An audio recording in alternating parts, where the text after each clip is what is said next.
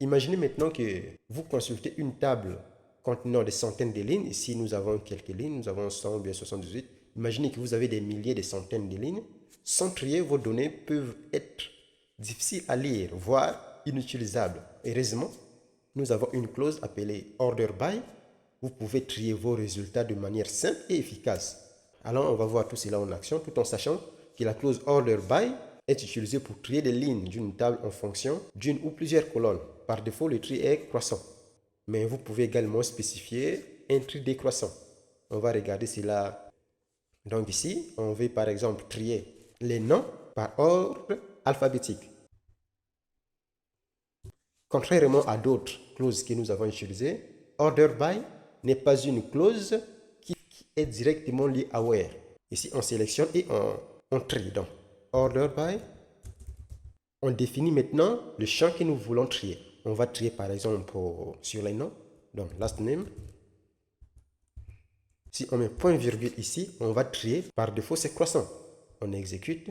Regardez bien ici, le nom c'est Hernandez Lopez. Si on exécute maintenant, vous voyez, il y a maintenant Adam, Alexandre, etc., etc.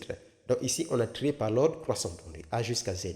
Si on met first name, à la place de last name, on remplace par first name.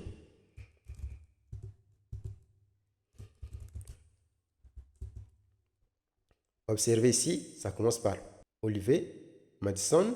Si on exécute, on a maintenant Aiden, Alexander, Alice, etc., etc.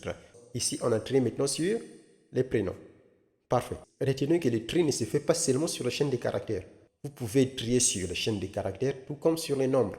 Vous pouvez faire ici le tri, ça sera sous forme alphabétique, de A à Z. Sur les nombres, ça sera sous forme numérique. Vous pouvez également les combiner, ça sera sous forme alphanumérique. Vous pouvez également ajouter plusieurs colonnes pour affiner votre tri. Par exemple, si deux clients ont le même nom de famille, vous pouvez trier par prénom comme critère secondaire.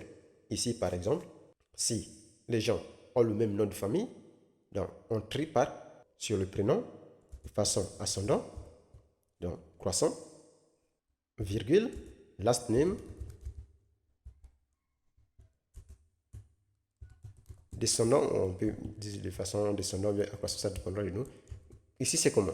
On trie d'abord par le prénom.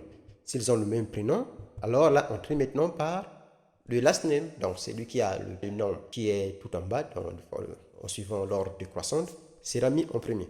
Donc, ici, on met décroissant, on met ascendant, disons, ascendant, on exécute. Parfait, voyez-vous? Ici, on a Alice, Alice. Donc, on trie d'abord selon le first name, Alice, c'est sans le même nom. Ici, il y a Johnson, Smith. Donc, celui qui doit avoir le nom qui vient en premier, donc le J vient avant S, le J sort en premier. Si on change ici, on met desk, façon décroissante, on exécute, vous verrez que Johnson passera en bas de Smith. Donc, on exécute. Parfait. Voyez-vous? Smith et Johnson. Smith vient maintenant en premier. Donc, c'est comme ça. Vous pouvez indiquer plusieurs colonnes. Vous pouvez également ajouter les mails s'ils ont le même nom, le même prénom.